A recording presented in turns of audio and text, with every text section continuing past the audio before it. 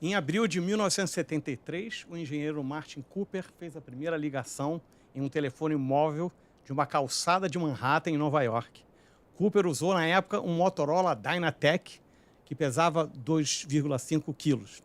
Hoje, os smartphones se conectam à internet em redes 5G, eles têm mais poder de processamento do que computadores e pesam menos de 200 gramas. Nós vamos falar hoje, nesse videocast, o Rio ETEC, sobre os 50 anos do telefone celular e os grandes marcos dessa história e fazer um panorama do mercado da telefonia móvel no Brasil. Para isso, eu conto com a Cora Honey, uma pioneira do jornalismo de tecnologia e uma heavy user, como eu, de smartphones. Tem aqui um monte de relíquias nossas aí espalhadas. A Cora grava semanalmente um programa sobre tecnologia no Canal Meio, ao lado do Pedro Doria.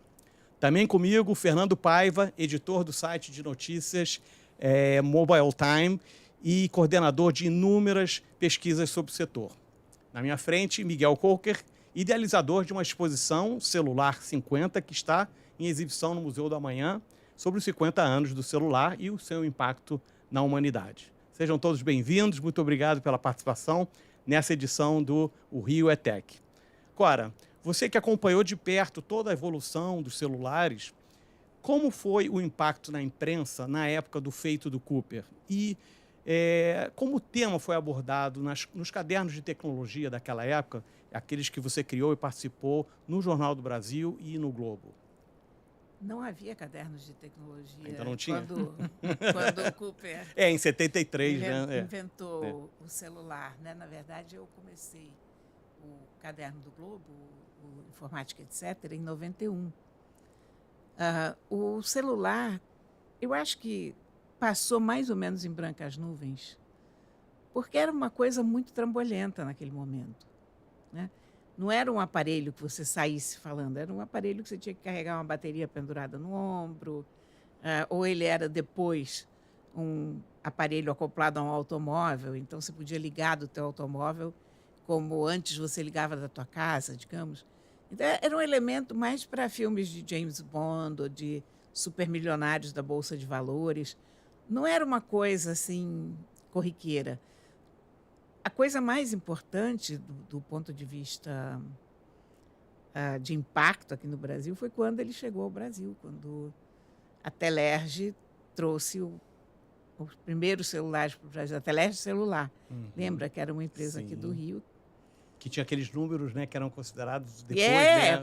Num primeiro momento, para início de conversa, você tinha que entrar numa fila de espera para poder comprar o celular. Não era assim, quero comprar um celular, não.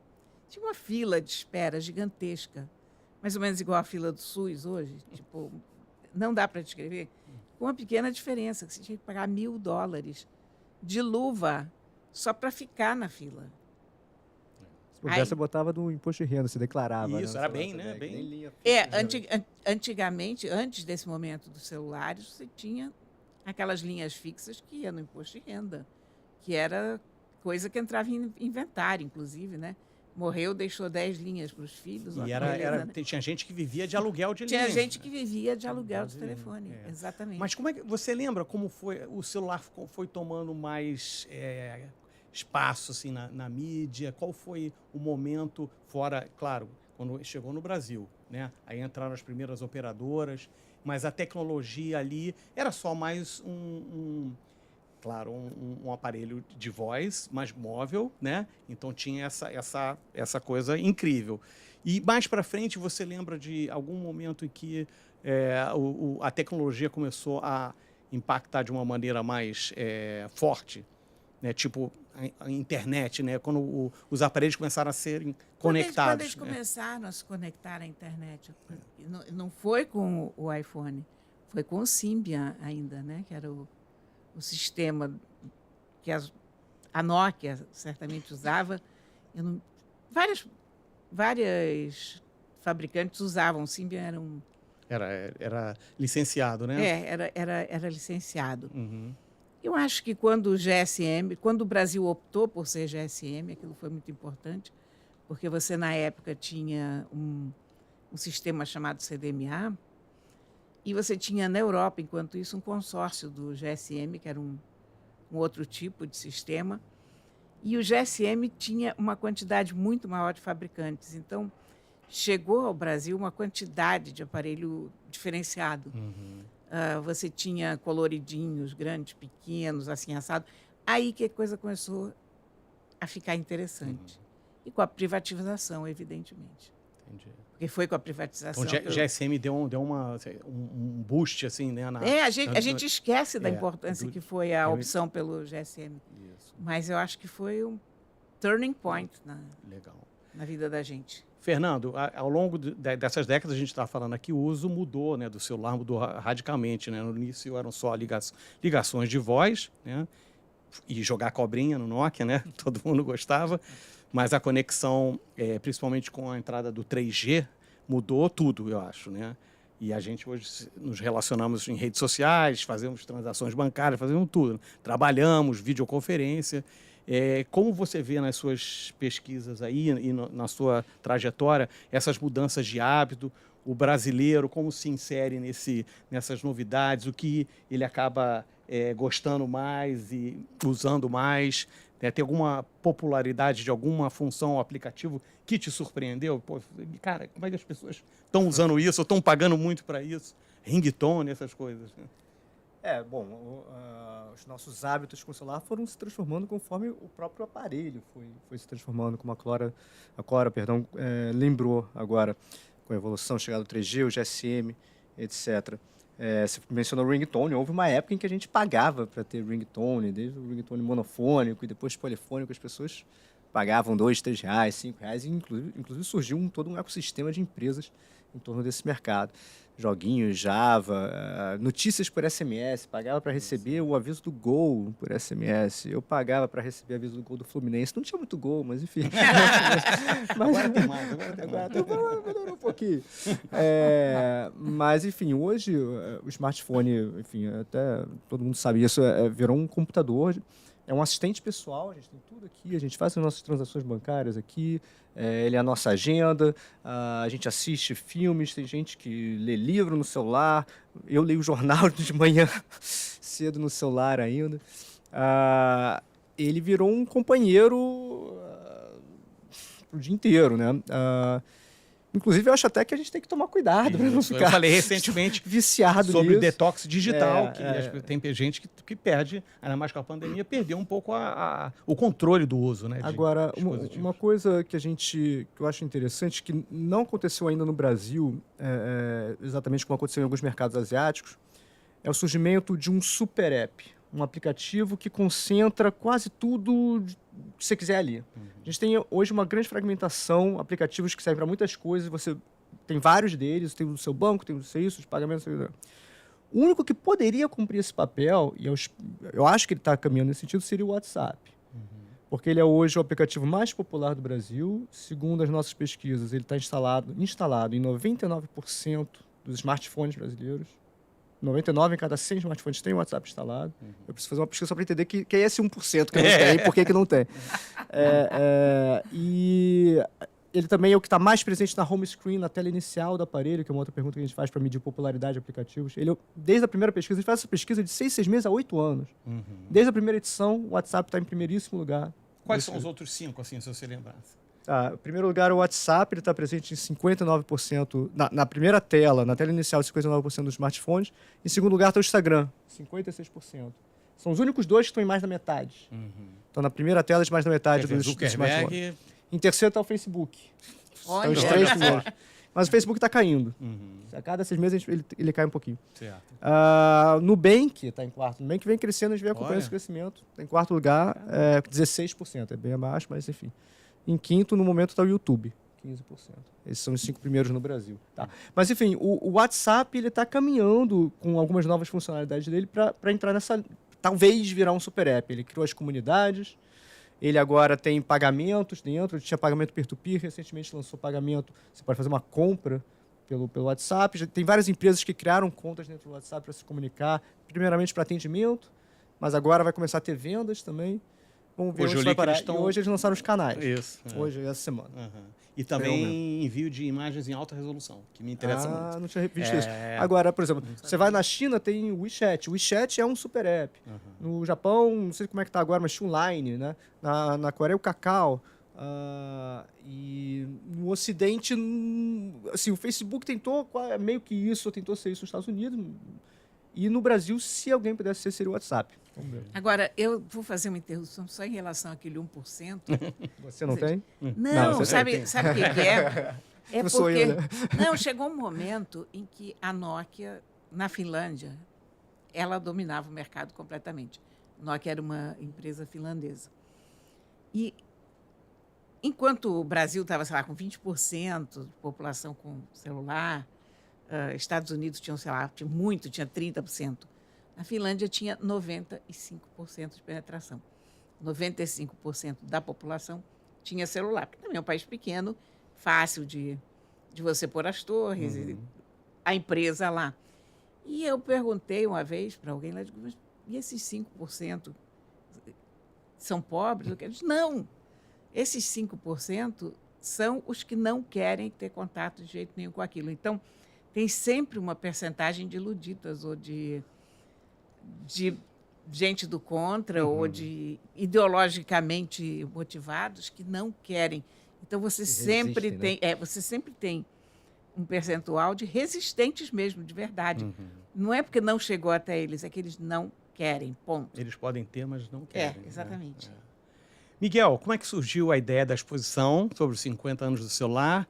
Eu sei que teve muita pesquisa e muitos insights devem ter surgido. A gente estava conversando aqui antes, já queria ter gravado. Né? E quais que você destacaria e como foi o papo, ou os papos, né, com o Martin Cooper, o inventor, né, do celular? Eu faço um festival desde 2017 chamado Hack Tudo, que foi um festival que eu acabei caindo nesse lugar de fazer um festival que as atrações são ligadas à tecnologia, ligadas a inovações muito impulsionadas pela transformação digital, que eu acredito que vem muito com a virada do século, nos anos 2000, mas ligado à cultura, à arte, né? E aí esse festival, eu comecei a fazer muitas atividades expositivas, menores, pequenas, e isso me deu uma vontade de me aprofundar em temas que impactam a humanidade, assim dizendo. E aí, o primeiro tema que me chamou a atenção foi inteligência artificial. E eu tinha feito essa exposição em 2021 sobre inteligência artificial. Que, enfim, é um tema que tem altos e baixos, né? Agora está em alta por causa do ChatGPT, mas de alguma forma sempre teve presente na minha vida. Só a gente lembrar de Exterminador do Futuro. Isso. E por aí vai, né? E de diferentes formas, né? Agora com o ChatGPT está presente de uma outra forma. E essa exposição foi muito interessante porque eu pude me aprofundar nesse assunto, fazer uma pesquisa ampla nesse assunto, apresentar isso de maneira lúdica, assim, né? Para todos os públicos. Era aberta, gratuita na Cidade das Artes, a exposição. Foram 20 mil pessoas lá. E aquilo, né? Quando eu vi aquela exposição acontecendo, falei, quero fazer outra. Sobre o que eu vou falar agora. E eu não lembro o gatilho, o momento exato, mas eu lembro que eu estava, acho que olhando para o celular, assim, foi uma coisa meio assim. E eu falei, gente, cara, o celular está no bolso de todo mundo. O celular, ele transformou a maneira como a gente se conecta e tal. E aí eu falei, pode ser esse o assunto. O que a gente faz? Vai no Google, né? Pesquisa. Aí você cheguei no Google, né? Mas sem saber, 50 anos, nada. E aí, nessa pesquisa que eu começo a fazer, aí eu bato, falo, opa, 50 anos, vai completar em 2023. Estamos no final de 2021. Para um produtor cultural, você já pensa assim, então o tempo de pesquisa, o tempo de viabilização do projeto, não é 2023, acho que casa. E aí, nessa pesquisa, eu me deparo com a figura do Martin, que é muito interessante, porque cria um marco temporal muito bem definido, né? Que nem, pelo menos pra gente no Brasil, é Santos Dumont, né? Ele criou o avião, foi o voo do 14 bis lá em Paris, dia tal. O Martin Cooper, como você abriu, né? Aqui o toque, né? Ele, no dia 3 de abril de 1973, lá na calçada de Manhattan, ele fez a ligação. Então aquilo fica um statement, né? Do tipo, de uma primeira ligação, de um início da jornada desse celular. E aí eu falei, opa, casou perfeito, porque uma coisa puxa a outra. Porque o celular hoje ele também tem um lado muito, como você falou, né, Fernando, perverso, né? Da infiltração que ele teve na nossa vida e do uso intenso que a gente faz nele. Então, tipo, por que falar do celular se a gente já passa o dia inteiro com ele na mão? Os 50 anos, eles meio que ajudam nesse sentido. A gente vai falar porque tem uma efemeridade. Ele completa 50 anos, é um bom momento para a gente parar para pensar nele. E aí foi assim que nasceu assim o percurso da exposição. Até quando? Até no Rio de Janeiro, no Museu da Manhã, até quando vai essa exposição? Ela fica até dia 20 de agosto, fica de terça-feira até domingo. Terça-feira é gratuito no Museu da Manhã. E de quarta a domingo é só comprar ingresso lá no museu e lá assistir. E eu não falei sobre a conversa com o Martin, né? Isso. Quando eu descobri, aí eu comecei a pesquisar, eu vi que o Martin tinha um site dele, que é o dinallc.com.br. E é muito fofo, né? Ele é casado a vida inteira com a parceira dele. E ela também tem várias inovações. Acho que é Estela o nome dela. Ela tem várias inovações também que ela fez assim no percurso do celular. A capa do site é ele com o Dynatac e ela com um outro telefone. Achei aquilo tão fofo, legal. Pô, mandei um e-mail. E aí, nesse e-mail, uma pessoa, a Julie, me respondeu. Falou, pô, que interessante, que legal. Vamos conversar. Eu primeiro conversei com a Julie. Aí falei isso, ela falou, pô, que legal, porque ninguém tá falando desses 50 anos. Que interessante você tá falando. Aí ela falou, pô, você quer falar com o Martin? Eu falei, quero. Eu não sabia, eu não tinha feito o cálculo, ele estava com 94 anos, assim, tal. Mas no primeiro call eu já vi que ele muito lúcido, bem de saúde, assim. Tem uma coisa que eu falo sempre, né, que eu acho muito brincando, que ela falou, ele só teve que, ele tá bem de saúde, ele só teve que parar de esquiar no ano passado. Coitado. Porra, você esquiar até os 93 anos, Tá de tipo, bom tamanho. nossa, Vamos combinar. bem demais.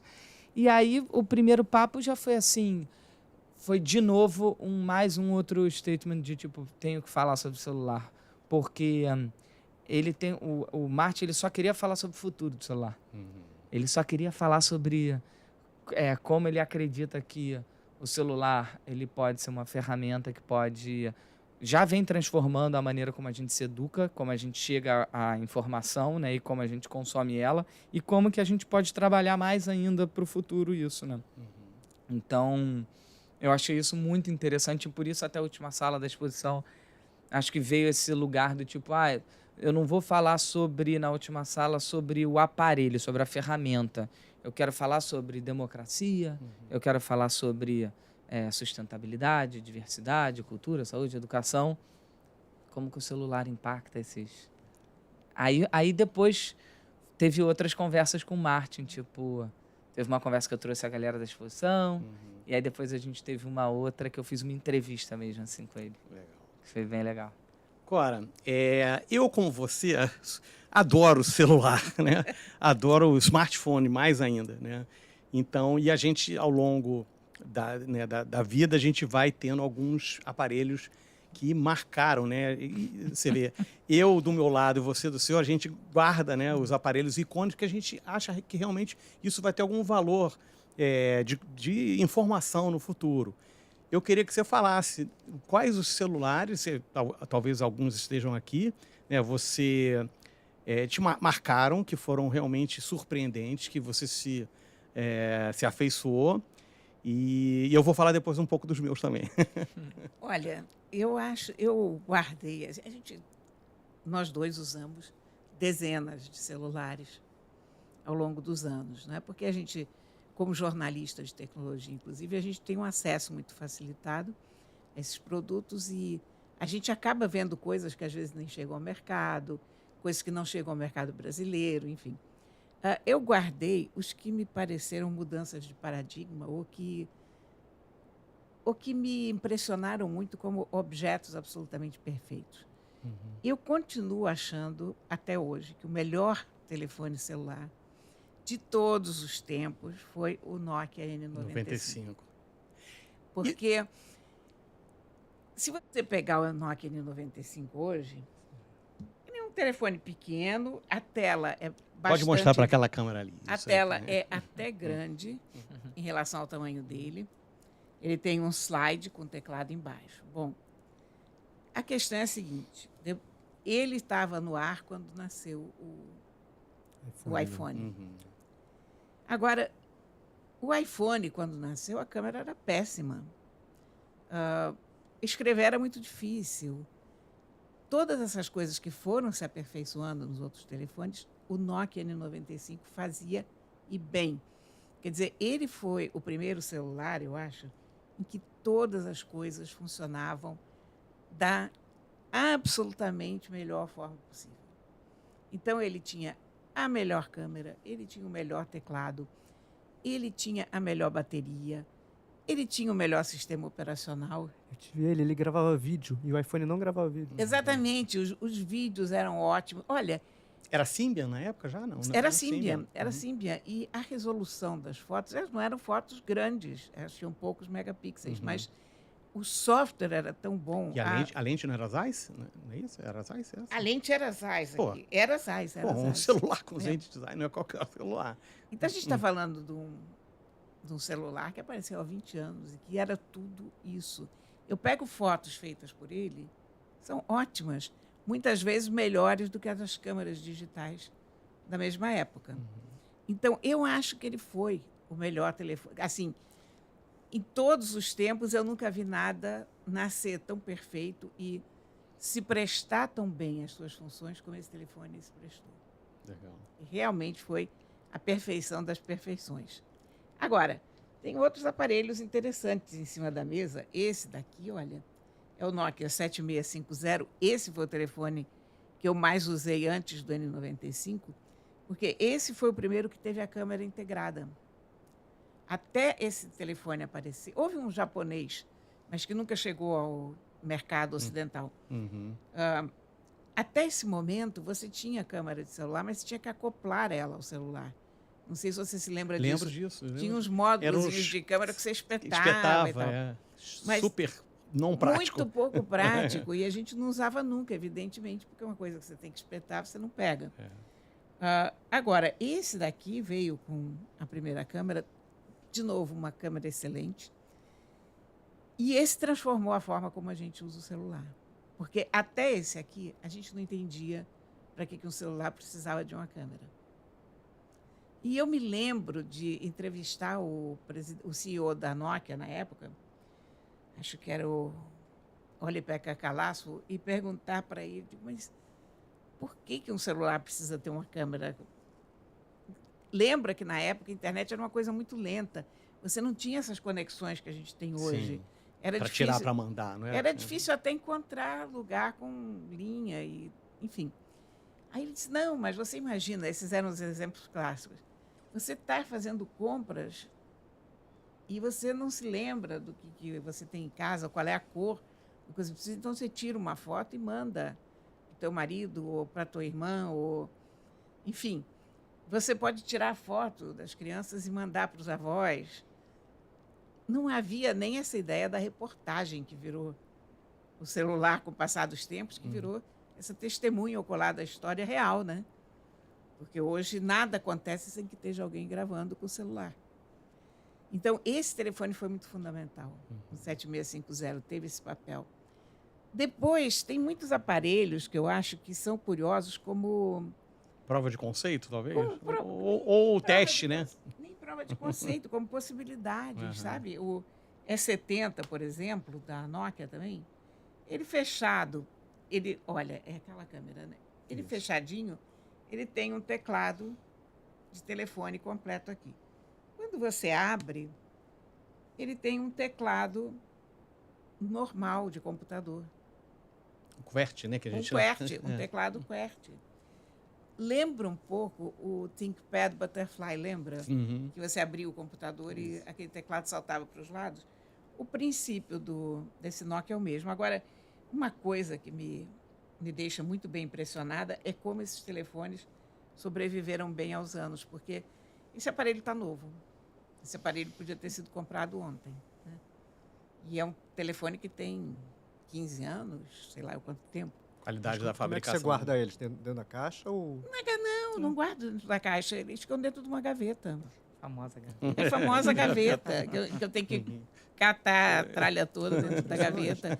Então, é claro que eles não ficam jogados, eu boto um ao lado do outro, assim, dentro da gaveta, mas não tem nada de Uma coisa... proteção especial? Não, nada. Inclusive, às vezes acontecem até uns acidentes, porque há um tipo de material, aliás, eu vou fazer essa reivindicação, um tipo de um material, que foi esse, aliás, usado no N95, que é esse emborrachado, que se desfaz.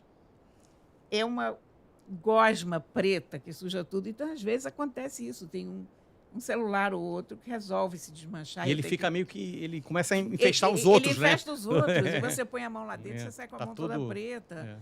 É horrível. Então, às vezes acontece. Ultimamente, depois que aconteceu uma desgraça dessas, eu passei a botar uns papeizinhos assim, separando e tal. Mas, olha, não tem nada de caixa de veludo, estojo, não sei. Não, gaveta, popular gaveta. Aí você vê que está... E tem os form factors, gozadinhos, né? Tem esse da Motorola aqui, que foi lindo, que era o Bonito, V70. né? Até hoje é uma peça Era- de design linda. Uma peça pequena, né? Tá assim no teu bolso. E aí- V70? V70? V70. E aí, quando você abre, você gira para cima É. a aba dele, descobre esse teclado. Isso aqui era luminoso, gente. Era tão lindo quando ele se abria. E aí você falava, ó, Levinho, né? muito leve. E essa coisa Esse é bem linda, charmoso. né? Um Gigante form demais. factor maravilhoso. Até hoje.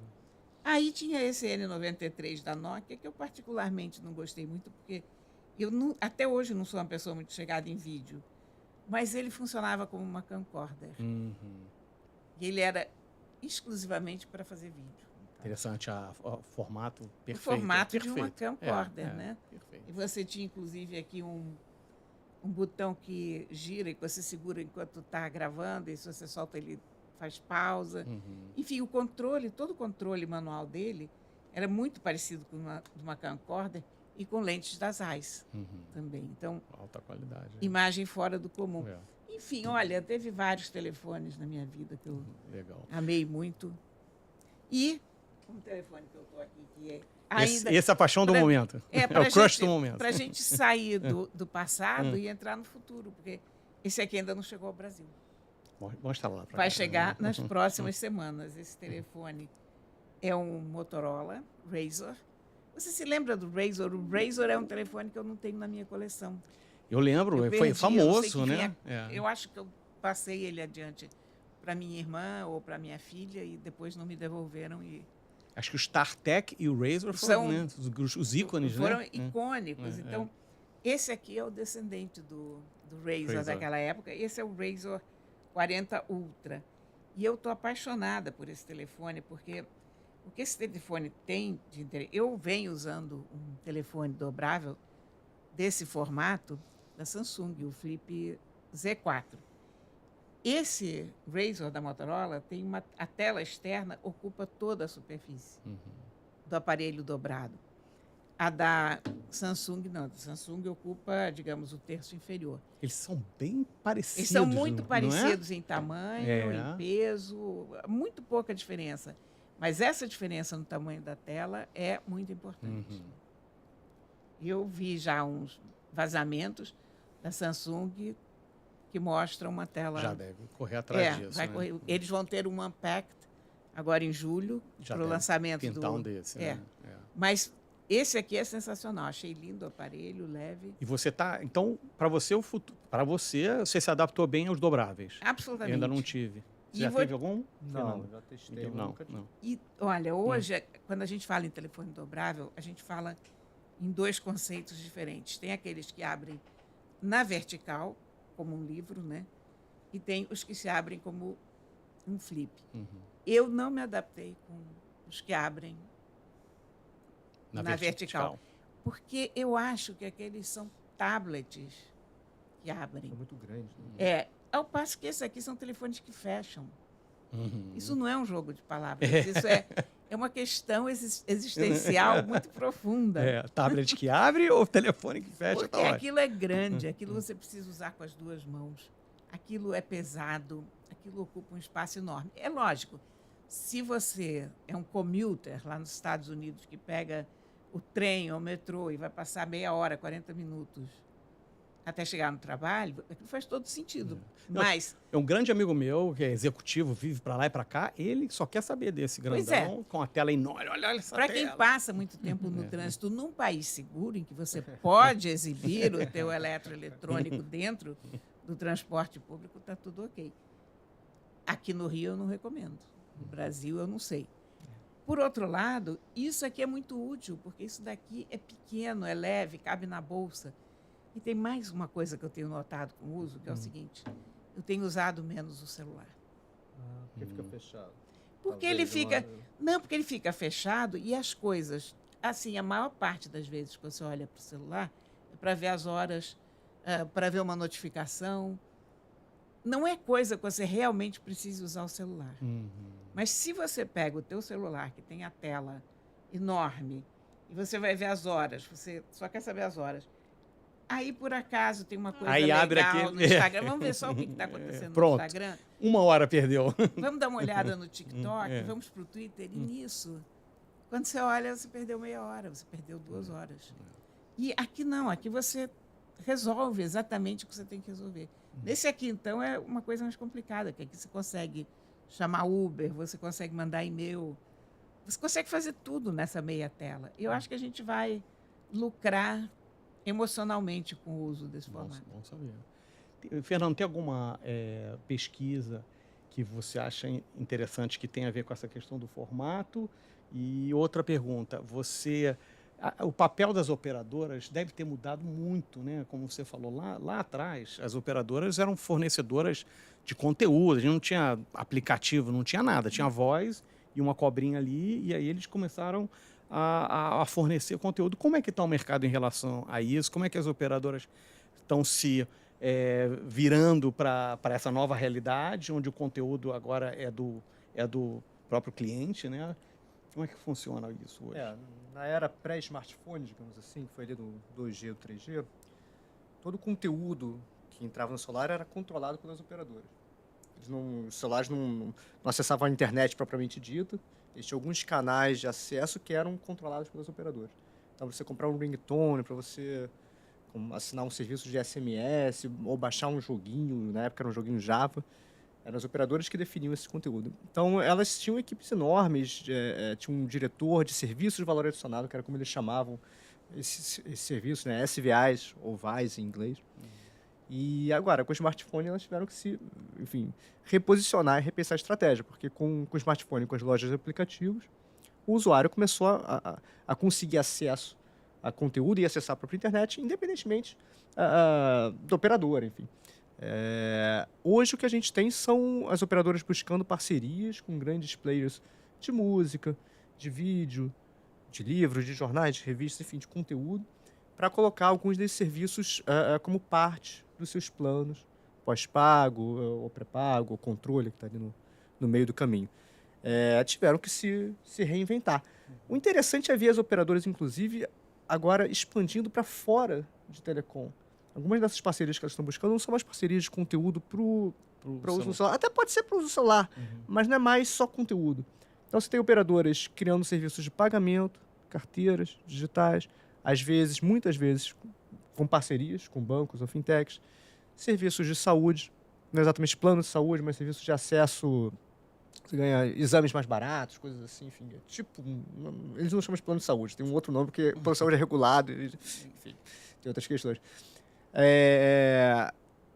As mais variadas áreas, eles estão, até energia eles estão entrando agora, com o mercado eles estão produzindo a própria energia e, além disso, estão agora querendo vender energia para os seus assinantes de operadora, porque tem eu não conheço no detalhe a regulamentação, mas tem uma coisa chamada geração distribuída, que você pode comprar a energia de quem produz energia fora do sistema, e as operadoras estão vendo que elas podem ser um intermediário para vender energia para os seus assinantes.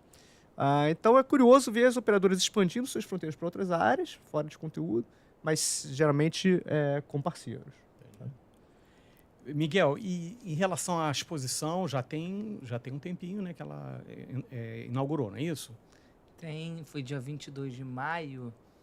Tem Acho que nem um mês, tem umas 2, 3 semanas. O que você pode já falar sobre o que deu mais certo, o que as pessoas gostam mais, o que coisas curiosas assim do que você apresenta um conteúdo e muitas vezes uma coisa que você acha que vai bombar não é tão atraente e outras que, né, você Sim. achava que ia ser uma coisa mais de passagem, as pessoas param lá e ficam horas lá. Sim. Quando eu comecei a pensar assim, né, tipo, como é que vai ser essa exposição? Eu sabia que eu queria estar atrelando a exposição aos 50 anos do celular. E quando eu comecei a ver a trajetória desses 50 anos, aquilo me deu mais força ainda de eu falar, cara, essa trajetória ela é interessante. Tudo que a Cora estava falando aqui, olha esse celular, isso é interessante. E aí nesse sentido eu falei, opa, a gente falou também aqui da primeira geração. Primeira geração era cinza. Primeira geração era preta, cinza, branca, não tinha cores. Ela era para uma elite, voltada para uma elite. A maneira como ela se mostrava para o mundo também era refletindo como ela era, né? Cinza para executivos. A gente mostra na exposição 2 destaques assim, de filmes que apresentaram o Dinatac. Um é o Wall Street, O Dinheiro Nunca Dorme, que é o Gordon Gekko, que é um super especulador da bolsa usando o Dinatac, e o outro, o Psicopata Americano, que é um super também especulador usando o Dinatac. Então era como se apresentava assim, né, o celular.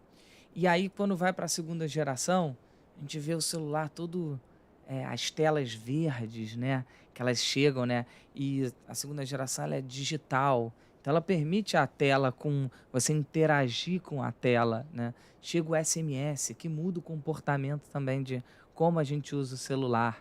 Aí da segunda geração, quando você vai para a terceira geração, que a gente fala aqui o smartphone, a multiplicidade de smartphone se torna esse todo, né? E no início de quando chega o smartphone, é aquele fascínio, né? Uau, que incrível, as possibilidades que isso vai trazer. Quando passa para a quarta geração, começa dependência, uso abusivo, o mal que está causando a crianças e tudo mais, né? Quando se acelera, né? E o futuro, que a gente não sabe, né? Hoje a gente olha para o flip, mas pode ser que daqui a 2, 3 anos mude, aquela coisa que a gente nunca sabe ao certo, né? Então, quando eu vi essa separação, eu falei, pô, isso é interessante de ter na exposição uma separação de áreas. Falei, pô, interessante a gente separar essas áreas, mas a gente precisa levar o espectador para o passado, para a gente começar lá na primeira geração.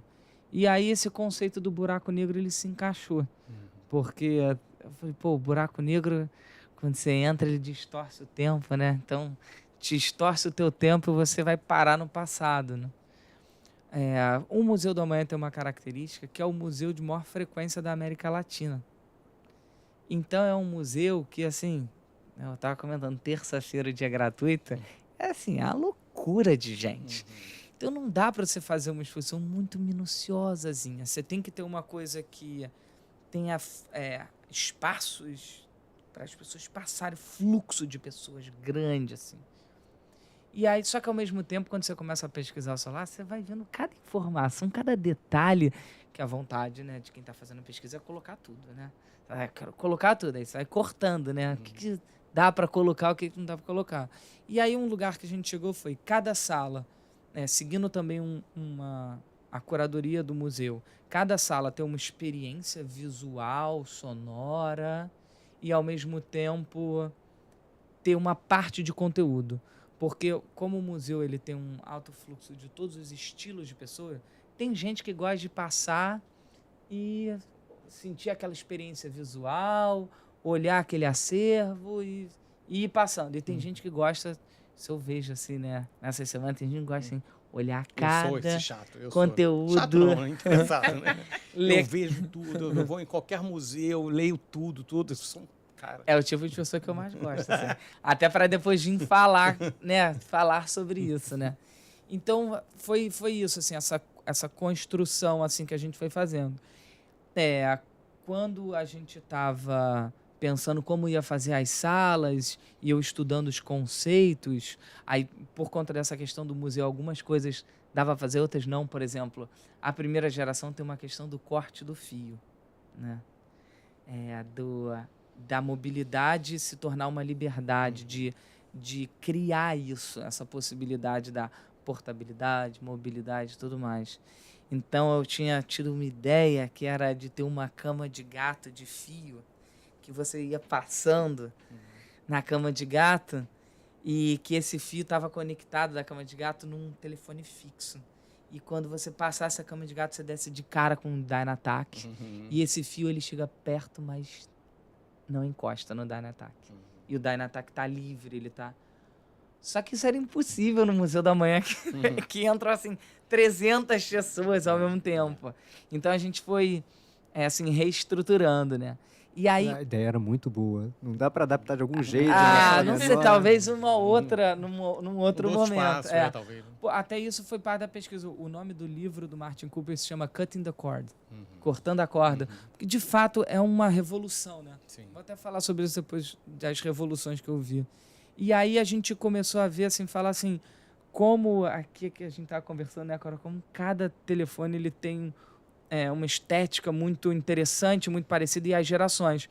Então a gente resolveu cada sala representar um pouco essas gerações.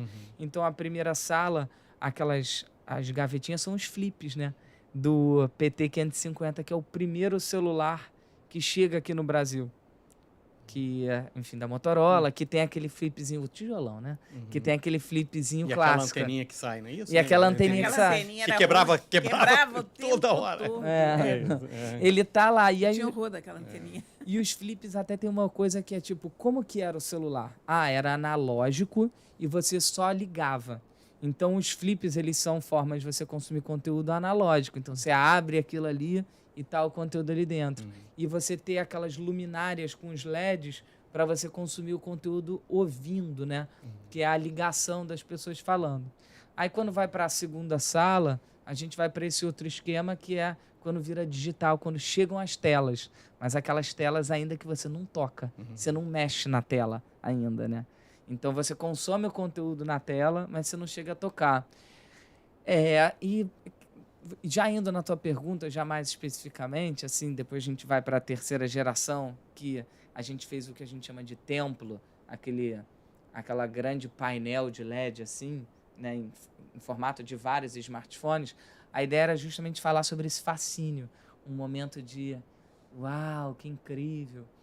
E a gente vai para a quarta sala, que é a gente chama de onda de informação ou desinformação, que são 150 televisores que fazem uma onda, assim, né? Com as informações meio passando de maneira, assim, frenéticas, assim. E eu acho que as pessoas se identificam muito com essa sala. Elas param e ficam assim, uau, tal, pela questão estética também da sala. E ficam falando, assim, muito sobre isso. E eu acho que ter uma exposição, assim, em espaços amplos, assim, para muita gente passar, uma coisa que eu vejo muito legal na exposição também, nessas minhas vivências que eu tive aí nessas 3 semanas, como o celular ele faz muito parte da vida da maior parte da população, em diferentes cronologias, mas faz parte, todo mundo para nas salas para ficar conversando. E ficar falando, eu tive esse celular, eu tive dessa maneira. Você lembra como o celular que Paraná? Então, é uma exposição que essas experiências visuais, elas trazem a pessoa para essa questão nostálgica, afetuosa, de como ela viveu ou do que ela está vivendo no presente, com essa questão da dependência, para ficar conversando assim, sobre isso. Enfim. Cora, você acompanhou a trajetória de várias empresas, das empresas mais icônicas. Teve lá nas sedes, falou com CEOs de Nokia, de Motorola, Samsung. Tem uma diferença? Claro que deve ter, né? E o que você poderia falar dessas experiências, assim? A Samsung, a Motorola é Chicago, não é isso? Dessas visitas aos quartéis generais, né, as sedes, né, dessas empresas. Quais são as diferenças de filosofia? E a Nokia, o que você sentia? E qual é o teu sentimento agora em relação a uma Nokia que já acho que não fabrica mais celulares, né? Olha, cada empresa é uma cultura diferente, né? Eu adorava a Nokia. E eu vou te contar, na verdade, uma história que não é exatamente te respondendo ao que você me perguntou, mas só para você ter uma ideia de como essas coisas eram importantes na vida da gente. A Nokia era a quintessência da empresa europeia. Empresa criativa, mais discreta, muito pouco brilho nos aparelhos, mas muitas cores. A Samsung, por outro lado, era muito mais oriental do que é hoje. Quando ela começou a fazer os primeiros aparelhos, eles todos tinham coisas brilhantes e uns designs, uma coisa assim que, para nós no Ocidente, passava até por mau gosto, mas que fazia um sucesso louco no Oriente. Agora, a Nokia, em um certo momento, foi vendida para a Microsoft. Lembra disso? Lembro. Aconteceu comigo uma coisa muito esquisita nesse dia. Eu acordei às 3 da manhã, sem saber onde eu estava. Eu sabia que eu estava num quarto de hotel. Mas é o seguinte, toda vez que eu chego num hotel, eu tiro toda aquela papelada que tem no quarto. Sabe, aqueles cartazinhos disso, daquilo, que dizem que tem um restaurante. Porque eu odeio aquilo me dá uma sensação de hotel, então eu Você tira tudo que pode. tiro tudo que eu pode... posso e ponho numa gaveta e pronto. Bom, então eu acordei e eu não tinha ideia de onde eu estava, exceto que eu estava no hotel. Isso nunca me aconteceu nem antes, nem depois. E eu digo, meu Deus, e eram 3 da manhã. E eu pensei, não vou ligar para a recepção, porque se eu estou aqui é porque eu tenho alguma coisa para fazer amanhã. Se eu ligar para a recepção às 3 da manhã perguntando onde eu estou, eles vão querer que eu vá para um hospital ou vão achar que eu sou louca. Não quero nada. Aí eu vi o meu computador aberto na mesa, fui para o meu computador, porque o meu computador me daria alguma informação. A primeira coisa que eu li no meu computador é que a Nokia tinha sido comprada pela Microsoft. E eu levei um susto. Aquilo me doeu a alma. Com o seguinte detalhe, eu que havia escrito aquilo. Eu tinha passado a tarde anterior escrevendo aquela notícia. E aí, digo, meu Deus, quer dizer, eu sofri 2 vezes com essa... ao escrever e ao esquecer e ler de novo o que você escreveu, né? Que coisa... E ali foi o fim da Nokia. Eu lamentei muito. A Nokia acabou por uma falta de agilidade. Ela devia ter adotado o Android muito antes de... Em vez de ter insistido tanto com o Symbian, também não custava nada ter continuado a fazer Symbian. 2 linhas, né? Exatamente, fazer uma linha. O fato dela ter um CEO que era egresso da Microsoft, aquilo eu acho que foi um cavalo de Troia, aquilo foi o fim da empresa. Enfim, hoje há telefones Nokia novamente no mercado, mas eles não são feitos pela Nokia. Eles são feitos por aquela empresa chinesa que fabrica várias marcas diferentes. CMD é uma coisa assim? HMD, é. Enfim, é a empresa oculta por trás de uma quantidade de marcas que a gente usa, né? Não, eu ia comentar que ela, antes de ser vendida para a Microsoft, ela chegou a adotar o Windows Phone, não foi? E depois ela foi vendida para a O Microsoft. Windows Phone, o Windows Phone foi até uma ideia ótima, porque foi o melhor sistema operacional de Esse aqui é um celular. Windows Phone. É um Palm e Windows Phone. Pois é, eu achei... Uma porcaria, porque estava mal adaptado. Porque o Windows Phone não era para você usar com teclado. Não era para o Palm. Mas o Windows Phone eu acho que foi o melhor sistema operacional. Era promissor. O problema é que ele não tinha ecossistema. Ele chegou tarde demais. Mas ele corrigiu os erros do iOS e do Android. Então, ele tinha uma possibilidade de personalização que nenhum outro sistema teve. Você realmente podia ter um telefone com a tua cara, com aquele sistema de azulejos, tiles, né? Isso. Você isso mais para... era muito bom. Isso era o Windows Phone. Não, mas não esse aqui. Essa é uma versão bem antiga. Isso deve... Tá, mas esse Windows Phone era muito interessante. Espetacular. Depois ele ficou nos Lumias, que né? tinha os Nokias Lumias, exatamente. Olha, eu tinha esquecido, deletado isso.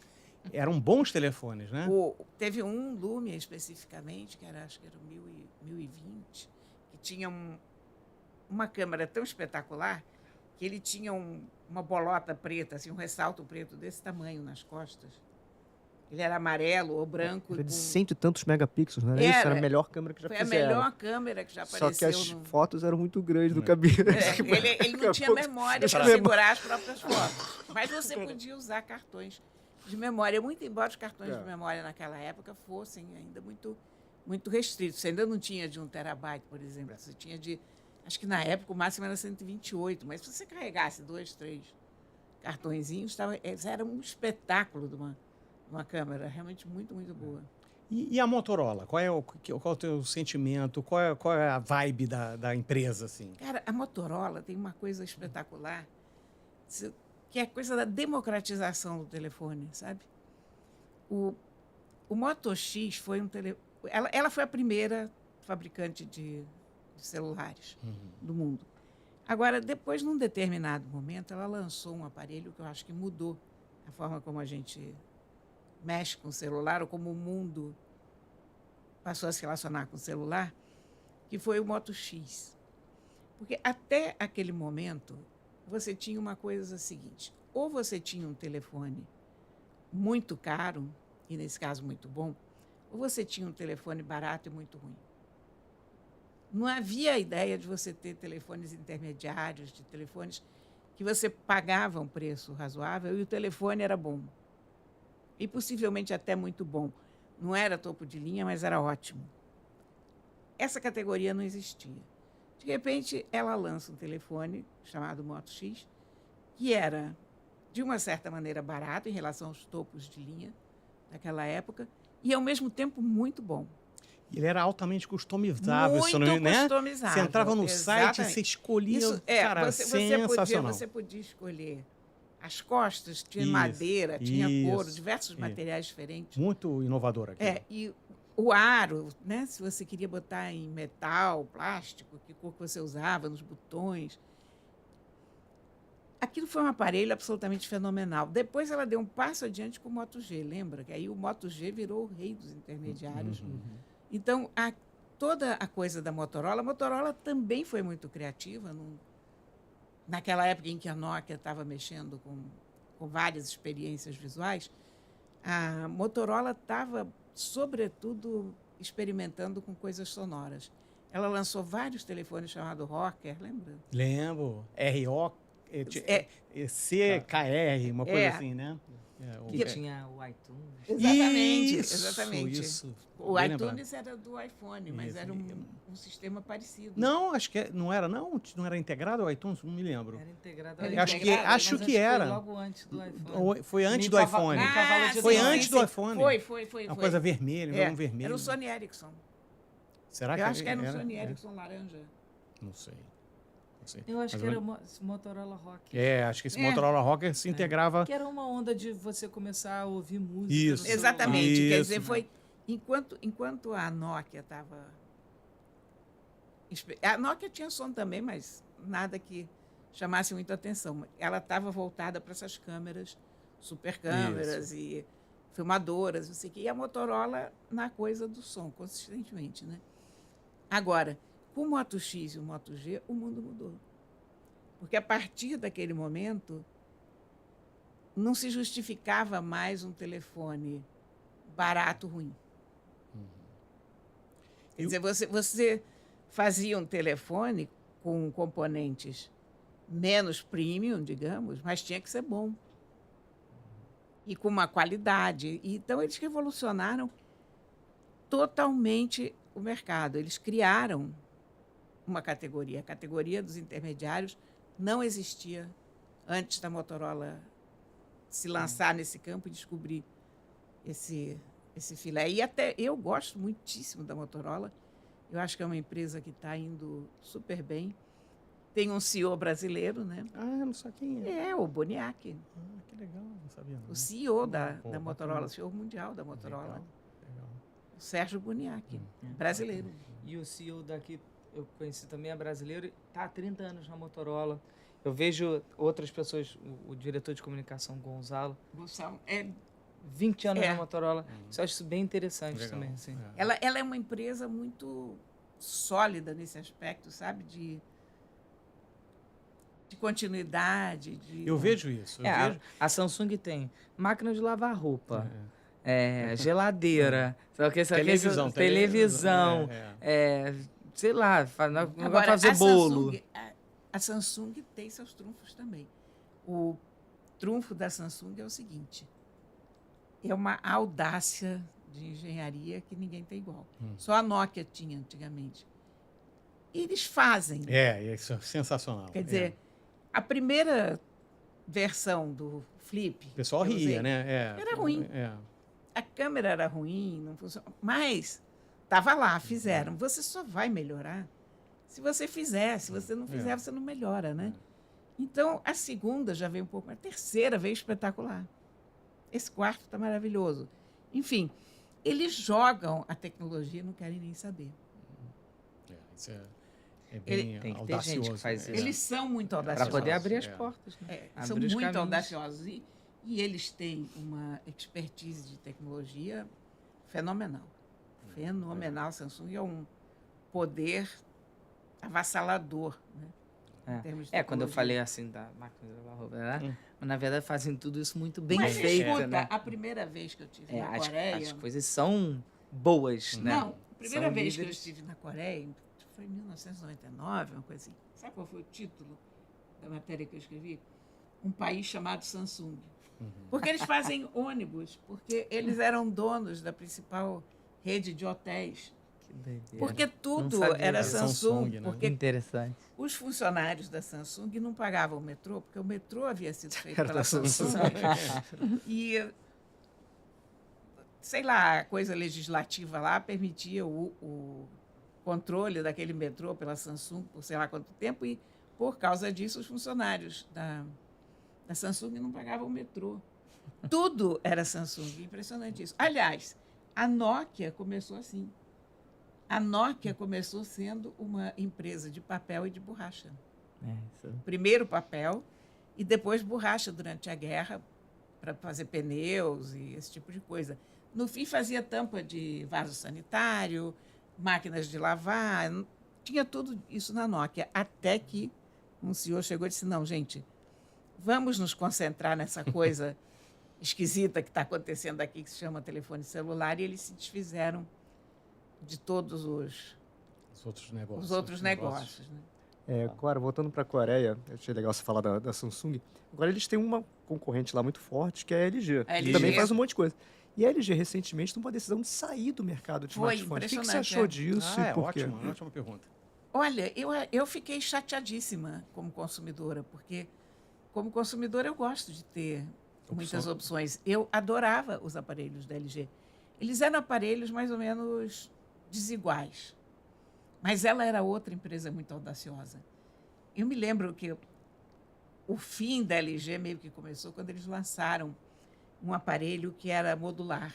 Lembra disso? Lembro um que era curvado, lembra? Que também não deu Não, certo. Eles lançaram curvado e lançaram 3D. Também nenhum dos dois deu certo. Eu lembro que tinha 3D. Esse eu não sei qual é o modular. lembra que você fala. conectava a bateria, tirava a bateria. Lembro. Você mais ou menos Não que deu configurava o teu aparelho. Eu esqueci totalmente o número dele. Porque a LG também tinha uma coisa dessas de números, e aí você não consegue decorar bem, né? O Google tinha um projeto desse Mas também. que É, o foi Google parte tinha, disso. mas o Tinha um Android modular, mas mas não o foi. Google conseguiu fazer uma coisa um pouco mais racional, porque você... E a Motorola fez, durante muito tempo, o Moto Z. Porque o Moto Z tinha umas costas imantadas, então você conectava os módulos, você conectava uma câmera Verdade. Acho que era projeto ARA. Da Hasselblad. ARA, não era isso? ARA. Do O Google ARA era era isso. da Google, Da mas, Google, isso. mas esse Moto Z você podia botar uma câmera da Hasselblad atrás, lembra? Lembro. Isso. Você punha módulos de som, Lembro. caixas de som, N coisas. Agora, o da LG, você tinha que desligar o telefone para fazer aquelas trocas, então aquilo não podia dar certo, né? Google teve esse projeto, mas não levou adiante. Não, Eu acho que nunca chegou ao mercado oficialmente com esse projeto. Mas a LG tinha essas ideias audaciosas. A LG foi a primeira a entender que o celular era um elemento de lifestyle, de moda, porque fez conexões com a Prada, lembra? Lembro. Isso eu vi na Com- pesquisa. Com- Os celulares. Fashion, né? Fashion e a da- Siemens fazia isso. Mas A tinha volta uma da coisa linha da de elite. Equilíbrio, oxilíbrio, não sei como é que fala. A Samsung também percebeu bem o poder da moda, porque começou a fazer desfiles com modelos carregando os Samsungs e tal. Mas a LG foi a primeira a fazer uma parceria com o mundo da moda, a perceber que aquilo ia ser um elemento de moda. E os telefones eram muito bons. Eu gostava muito dos telefones da LG. Fiquei realmente com pena. Poxa, o nosso tempo está meio que acabando. Aí eu queria fazer uma pergunta para cada um dos três sobre o celular que você gostaria de ter. O que está faltando? O que você gostaria? Miguel começa. Qual seria o celular perfeito para você? Celular perfeito pra mim. Cara, Beto, eu tô. Você quer mais...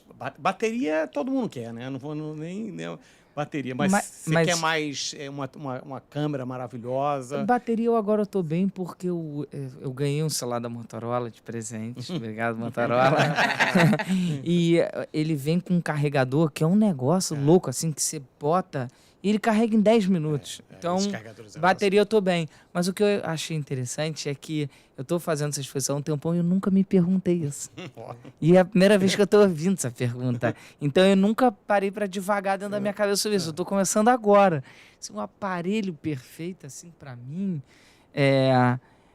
Por exemplo, a Cora tá curtindo a coisa do flip, né, Cora? Tem Adoro. alguma... O que tá faltando aí para você? E eu acho que os flips ainda podem melhorar como câmera. Câmera. Porque Mas o tamanho é esse? o tamanho é esse. É. O tamanho é esse e essa tela aqui. E o sistema para você? Qual é o sistema que você gosta mais? Android. Android. Disparado. Você já usou iOS? Mas eu tenho o iPhone 1. Eu não trouxe, eu esqueci de trazer o iPhone 1. Porque É tipo esse aqui, é quase esse aqui. é um pouquinho menor, eu acho. É, do que um pouquinho de nada. esse. E é prateado atrás, né? Isso. Então tá. Então você tá bem, você tá quase lá. Eu acho que eles podem melhorar em termos de bateria um pouco, mas bateria hoje eu nem acho uma coisa muito relevante pelo seguinte, porque você tem os carregadores rápidos, que carregam realmente muito rápido os aparelhos. Você tem carregador sem fio, que se você tem um escritório, você põe o teu telefone aqui em cima, está resolvido. Tem pessoas que têm necessidade de uma bateria enorme porque passam o dia inteiro na rua. Aí, eu acho que vai ser uma questão de opção, porque também é um outro peso na mão, é uma outra pedida em termos de telefone, né? Mas aqui, até quando eu, sei lá, eu viajo ou qualquer coisa, eu levo sempre... Eu sempre fiz isso, né? De levar um power bank junto, a gente carrega isso, não tem problema nenhum. Então, bateria não é uma coisa que me aflija hoje em dia. Especialmente, sinceramente, por causa do carregador rápido. É ótimo. Porque dentro da minha vida eu estou sempre suficientemente... Com espaço para poder recarregar. se eu não estou imediatamente junto de uma tomada, eu em breve estarei. Não tem aquele medo da autonomia. Exatamente. Eu tenho. Você, Fernando? Cara, o teu é grande.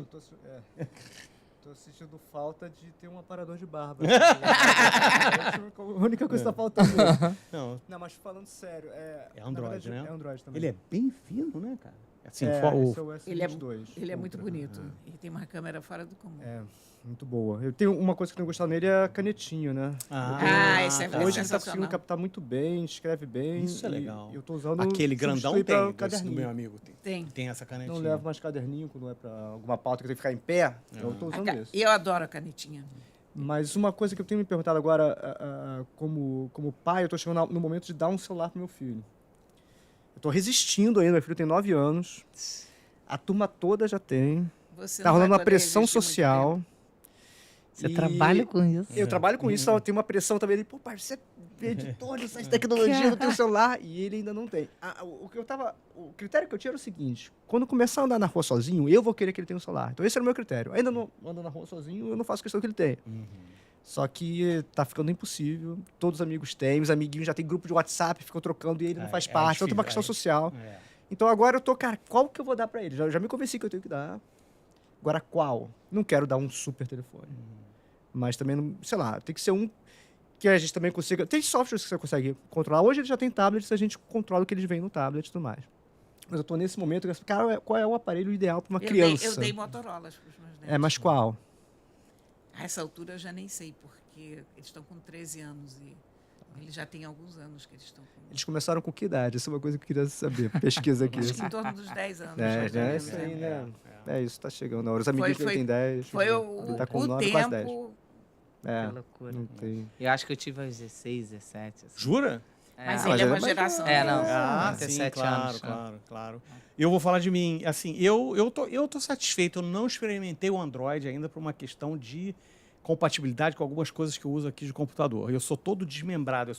Eu sou PC no computador, sou iPhone, iOS no celular, mas eu vou sentir falta que esse meu, que é um 11 Pro, que eu estou adiando a troca, porque o tamanho dele não tem mais. Eu não tenho mais um Apple, um iPhone Pro dos menorzinhos. Isso é problemático. Eu não sei o que eu vou fazer, porque eu não quero o tamanho do grande, vai ser difícil me adaptar.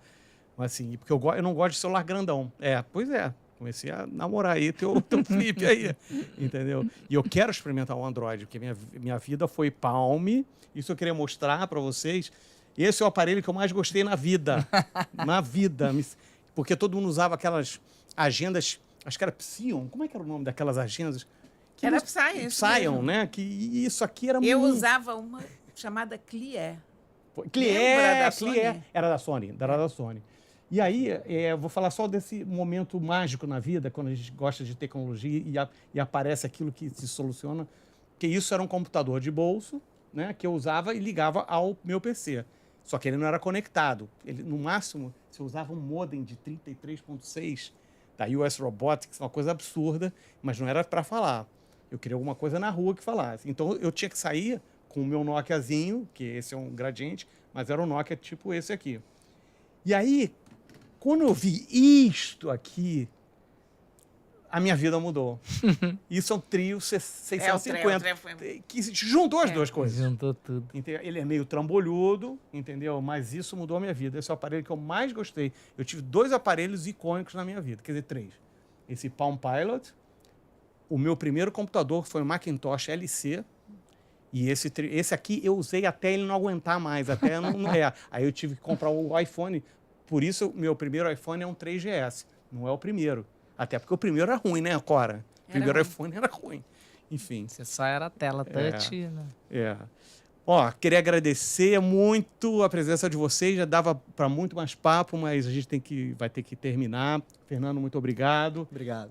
Cora, muito obrigado. Miguel, esse videocast vai estar em breve aí, vocês vão ver. E queria agradecer a todos e até o próximo O Rio é Tech.